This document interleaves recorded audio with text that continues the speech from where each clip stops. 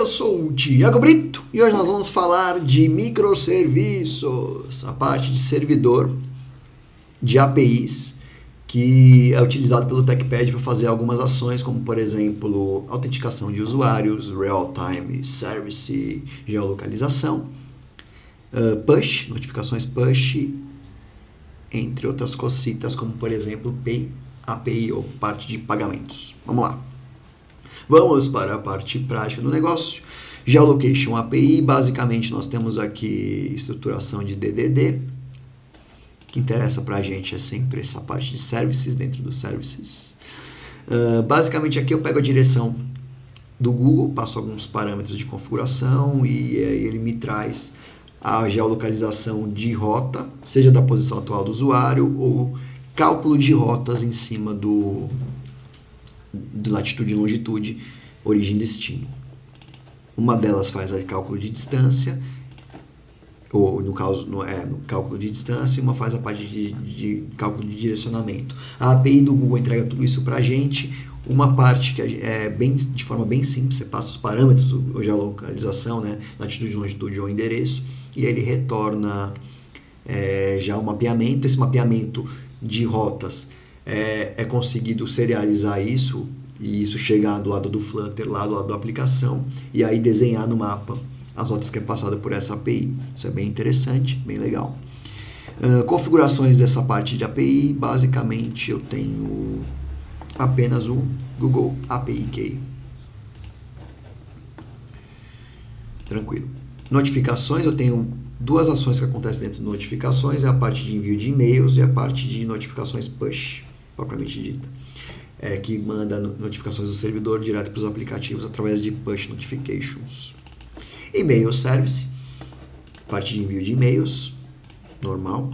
E lembrando que essa parte de configuração de envio de e-mails vem do banco de dados, então você tem que passar o application ID ou a configuration ID do e-mail para ele poder estar sabendo qual configuração que ele usa para enviar os e-mails. A mesma coisa acontece na notificação de serviço. Notification Service. Basicamente, send notification, ele vai juntar assunto e mensagem, mapeando para o Google e enviando para os devices. Lembrando que essa parte de notificações eu posso mandar para um único device, eu posso mandar para uma lista de devices. A aplicação já está prevendo envio para uma lista de devices. Então, vamos dizer que o Thiago esteja cadastrado com 3 celulares.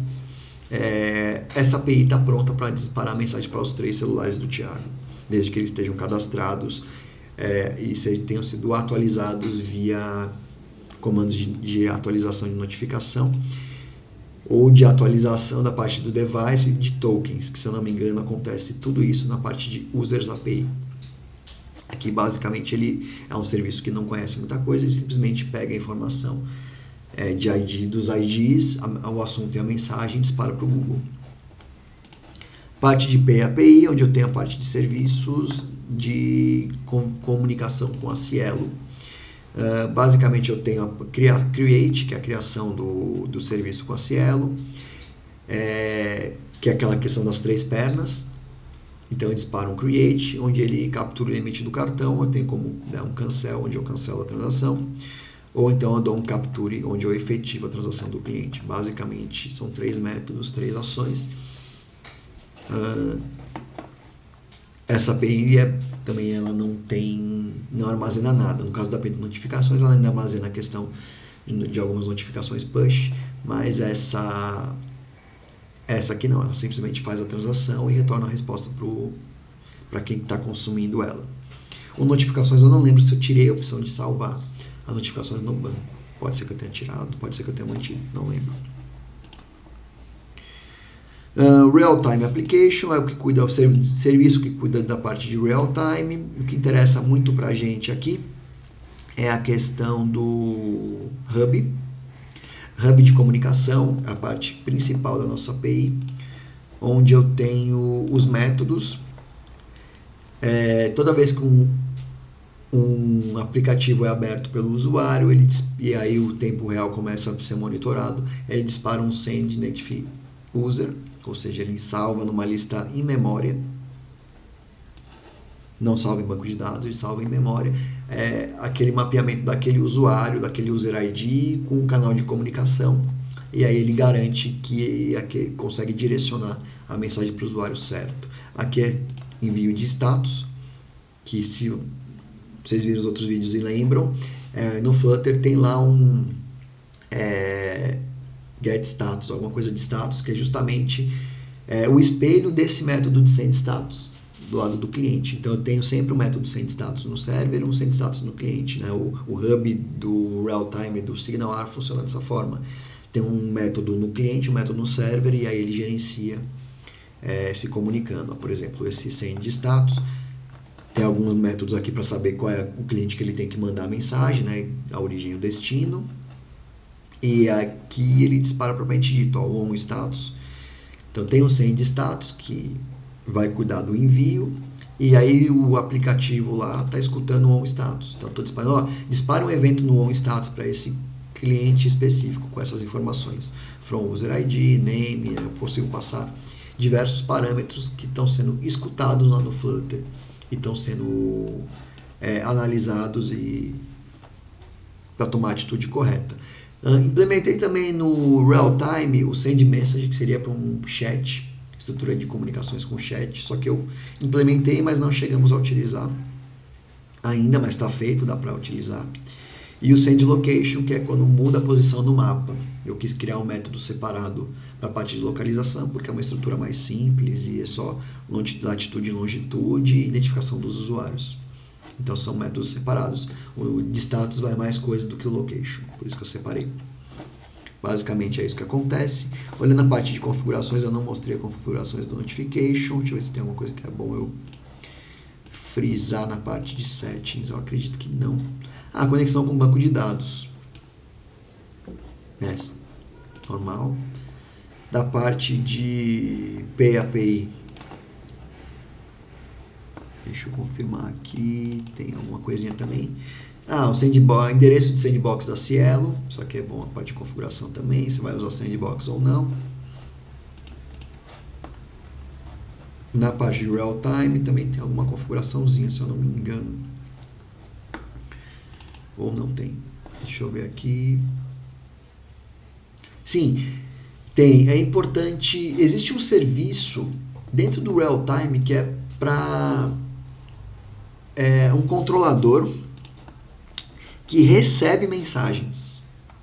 Ou seja, o TechPad fala: o Real-Time API, eu preciso mandar um status para o aplicativo. E aí ele faz o quê? Aí manda um objeto message DTO com algumas informações, que no final das contas ele vai criar um hub do TechPad no Save Message aqui, ó. Cadê? Aqui. Ele cria uma instância de um hub e aí ele dispara a mensagem. Então, na verdade, o servidor do TechPad ele não fala diretamente com o hub do real-time. Ele fala com o controlador do real-time que cria uma instância do hub e dispara para a aplicação. Tá? Eu deixei numa segunda perna porque eu faço algum tipo de tratamento. Eu posso analisar se eu posso disparar essa mensagem para o usuário ou não. Enfim, eu consigo capturar isso em algum momento e depois tratar. Por que eu fiz isso também? Porque se eu fizesse a comunicação do TechPad direto para o real-time, o TechPad ia ter que ficar com um canal de comunicação aberto o tempo todo com o real-time, como se fosse um cliente, como os apps fazem, né? O Flutter ele fica um cliente escutando o real-time. E o serviço do TechPad ele é muito dinâmico, ele não pode ficar com um canal aberto e ocupando memória para isso. O objetivo é só entregar uma mensagem e pronto. Então, por isso que ele chama o controlador do real-time. O controlador do real-time abre uma comunicação direta com o hub do próprio serviço real-time e diz, dispara essa mensagem aqui. Tchau, tô saindo fora, era só para mandar a mensagem.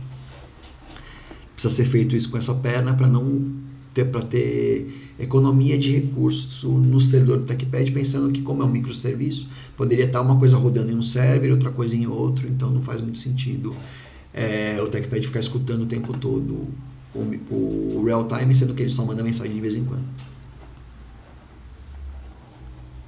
Beleza. A parte de agendamento de estoque eu vou pular, porque era da parte de marmitas, não tem a ver com o TechPad. Mas a parte de aplicativo de marmitas está também no Git. Se não tiver no Git, está no meu PC lá. O projeto certinho lá em projetos. Beleza. A parte de Users API, eu acho que eu vou passar só a questão mesmo dos settings, a conexão com o banco de dados, a chave secreta para geração dos hashes de password. Se você mudar isso aqui e tiver com senhas cadastradas no banco, vai dar pau em tudo, porque a geração do hash é outra, o cálculo de hash vai ser diferente. Então tem que tomar cuidado, é uma chave única, tem que ser uma chave grande única. E aqui para salvar as imagens no c2.temp, eu acredito que nem está sendo usado esse path de imagens. Porque quando eu criei users, a ideia é que ele salvasse de alguma forma as imagens dos usuários no Users API, mas a responsabilidade ficou no serviço do TechPad mesmo. Aí olhando a parte de serviços, eu tenho a parte do Application Service, que cria as aplicações, Device User, onde eu cadastro, eu consigo registrar os devices, registrar aquele celular para que ele possa receber algum tipo de notificação. Para criar o token, criação do token de autenticação dos usuários. E a parte de users propriamente dito, onde eu tenho login social, criação de usuário e tudo mais.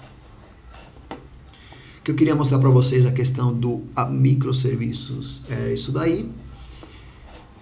É isso aí, valeu, um forte abraço e tchau, tchau para vocês.